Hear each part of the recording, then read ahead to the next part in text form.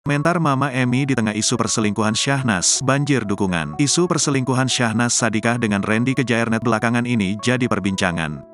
Dukungan pun terus mengalir untuk JJ Govinda yang diduga menjadi korban perselingkuhan sang istri, Syahnas. Tak hanya JJ, ibu kandung Syahnas, Emmy Konita juga banjir dukungan dari netizen karena komentarnya. Diketahui, adik Govinda, rekan satu band JJ memberikan semangat untuk suami Syahnas tersebut. Ade pun terlihat mengunggah fotonya bersama JJ di akun Instagramnya. Ade kemudian menutup pesannya dengan pesan dukungan untuk JJ. Teruslah berjalan, ada kami semua yang selalu siap menguatkan. Wall till the end, tulisnya. Namun komentar sejumlah selebriti dan ibunda Syahnas Sadiqah, Mama Emmy, akhirnya menjadi sorotan. Padahal dalam komentarnya, ibunda Raffi Ahmad itu hanya memberikan emoji hati berwarna merah. Komentar singkat itu ternyata membuat banyak netizen ikut menyampaikan dukungan untuk Mama Emmy sekaligus pesan untuk rumah tangga JJ.